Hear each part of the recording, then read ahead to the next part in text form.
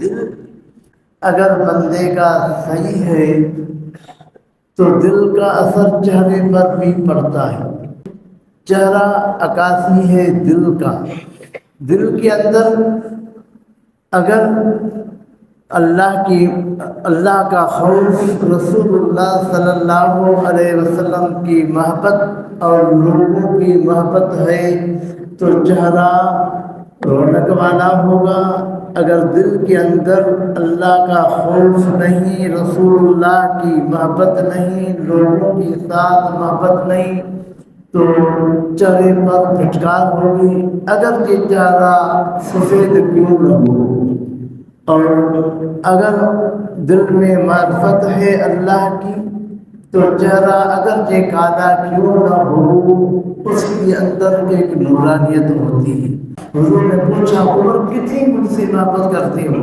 عرض کی یا رسول اللہ اپنے بال بچوں سے زیادہ، مال سے زیادہ آپ سے محبت ہے۔ حضور نے فرمایا عمر ابھی تک تمہارا ایمان مکمل نہیں ہوا۔ پھر رسول اللہ صلی اللہ علیہ وسلم نے حضرت عمر کی دل پر ہاتھ رکھا۔ ہاتھ رکھنے کے بعد عرض کی، حضور نے پھر پوچھا اے عمر اب بتا۔ عرض کیا یا رسول اللہ اب مال، جان، اپنی جان، مال، اولاد سب سے آپ زیادہ محبوب ہیں۔ حضور نے فرمایا الآن کمل ایمانک، یا اب تیرا ایمان، مفہوم یہ کہ اب تیرا ایمان مکمل ہوا۔ تو رسول اللہ نے دل پر ہاتھ رکھا، عمر کے دل سے جو اپنی محبت تھی وہ محبت ختم ہو گئی، سب سے زیادہ محبت رسول اللہ سے ہوئی۔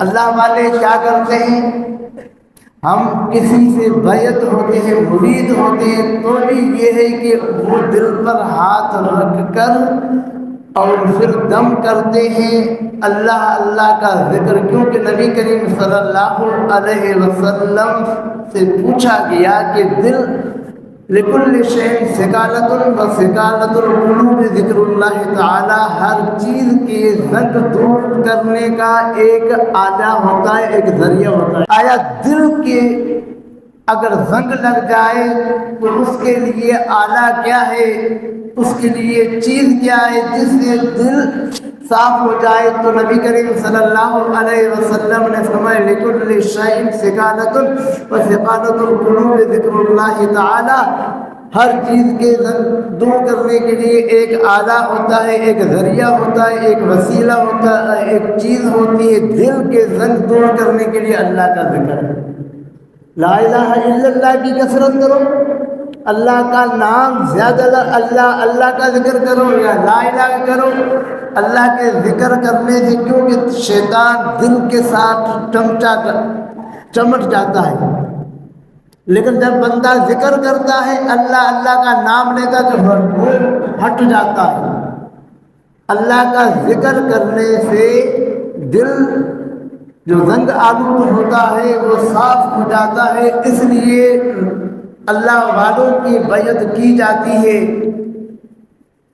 اللہ والوں کے پاس آدمی جاتا ہے کہ دل کا زنگ دور کیا جائے۔